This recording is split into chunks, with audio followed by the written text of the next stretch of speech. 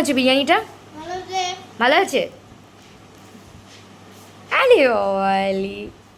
বিকালবেলা একটু রেস্ট নিয়ে ওঠার পরে শাশুড়ি মা বললেন আজকে যে উনি নাকি সন্ধ্যা দেবেন। তো উনি সন্ধ্যা দিতে চলে গেল, আর আমি আমার হাজব্যান্ডকে ফোন করে বললাম কেকটা যাতে তাড়াতাড়ি নিয়ে আসে। আর আমি এদিকে যেখানে দাঁড়িয়ে আমার ছেলে কেক কাটবে সেখানটা সাজাতে শুরু করলাম। এবারে কাউকেই বলিনি। অন্যান্য বারে আমার দেওর থাকে, আমার ভাসুরজি থাকে, কিন্তু ভাসুরজি যেহেতু বাইরে কলকাতায় পড়তে গেছে, তো ওর জন্য ও আসেনি বলে আমার ঠিক মনটাও খারাপ ছিল, তাই আমি কাউকে আর ডাকিও নি। তার সেইটাই ভাবলাম যে বাচ্চা মানুষ, বাচ্চা তো ছোট বা ও তো বুঝবে না, ওর জন্য আমি নিজে নিজেই একটা বেলুন ঠেলুন ফুলিয়ে সুন্দর করে একটা ডেকোরেট করলাম ঘরটাকে, যাতে বাচ্চাও আনন্দ পায়। আর ততক্ষণ সোনা নিচে ছিল যতক্ষণ আমি সাজাচ্ছিলাম বেলুনটা, আর মা আমার সামনে ছিল। ও নিচে বসে টিভি দেখছিল আর মা উপরে এসে আমার কাছে বসেছিল, বলছিল যে তুই চা খাবি মাম্পি? আমি বললাম, না চা এখন খাবো না মা, আমি এগুলো সাজিয়ে নিই তারপরে আমি চা খাবো। তো ফাইনালি আমার সাজানো ডান। তো এইবারে অপেক্ষার পালা যে কখন সোনার বাবা কেক নিয়ে আসবে। কেক নিয়ে আসলেই আমি কেকটা কাটাবো ছেলেকে দিয়ে।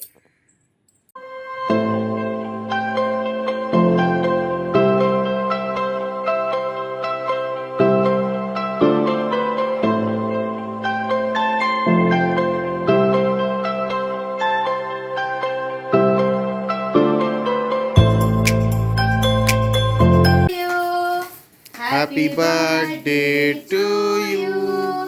Happy birthday, happy birthday. Happy birthday, Papa. Happy birthday to you.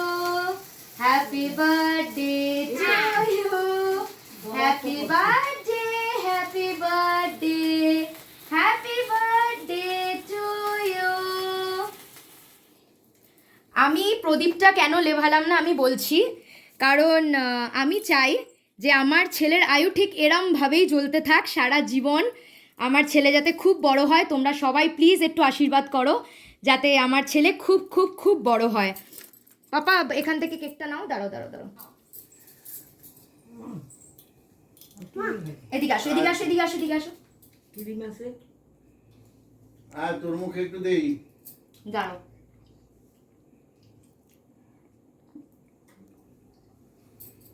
Good morning বন্ধুরা। কালকে শুতে শুতে অনেক রাত হয়ে গেছিলো, প্রায় রাত 1:30-2টো মতন বেজে গেছিলো। তো তার জন্য মানে খেতেও দেরি হয়ে গেছে কালকে, বার্থডে সেলিব্রেট করে শুতে শুতে। তারপরে আমার পাশে কাকি শাশুড়িরা যারা রয়েছেন তাদেরকে একটু কেক একটু মিষ্টি পায়ে সেগুলো দিয়ে আসতে গিয়েছিলাম। তো এখন সকালবেলা বৃষ্টি শুরু হয়েছে, দেখো ছেলেকে তো স্কুলে আমি পাঠাইনি, কারণ একে তো দেরি করে ঘুমানো হয়েছিল, তার জন্য ছেলেকে স্কুলে পাঠাইনি।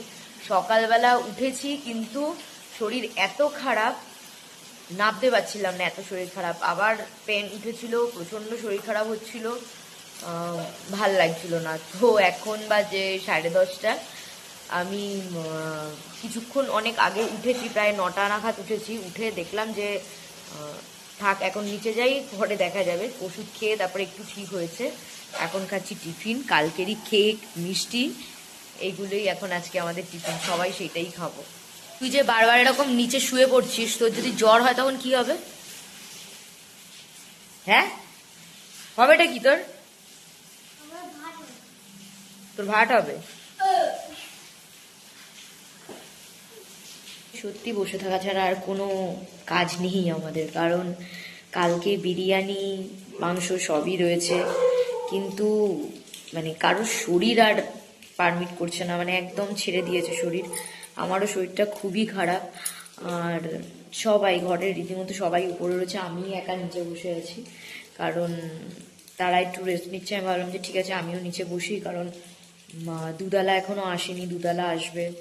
এখন অবশ্য দেরি হয়ে গেছে, কখন আসবে আমি জানি। তো আমার স্নান হয়ে গেছে, বসে থাকতে থাকতে ভাবছিলাম কি করব কি করব, তো কিছুই যেহেতু করার নেই, ভাবলাম স্নানটা আগে সেরে নিই তারপরে দেখা যাবে। আর এদিকে বৃহস্পতিবার যেহেতু আজকে ছুটি, দুই বাপ বেটা মিলে বসে ক্যাম্পিং করা দেখছে, ক্যাম্পিং দেখছে। তোর ক্যাম্পিং করতে ভালো লাগে? হ্যাঁ ওই বাবাই, তোকে যদি জঙ্গলে ছেড়ে দেওয়া হয়? কি করবি শুনি? তোকে যদি জঙ্গলে ছেড়ে দেওয়া হয় তুই কি করবি শুনি? বা বল। হ্যাঁ, জঙ্গলে ছেড়ে দেওয়া হবে না? এই ওটা পজ করো। এই বল, জঙ্গলে ছেড়ে দিলে তুই কি করবি বল?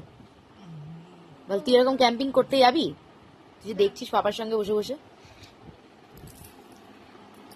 দুই শাশুড়ি বৌমা মিলে কাজ চলছে, ওদিকে মা বিরিয়ানি বাড়ছে খাবো বলে, আর এদিকে আমি রসমালাই ভাগ করছি। সবাই দুপুরবেলার খাবার খেতে চলে এসছে।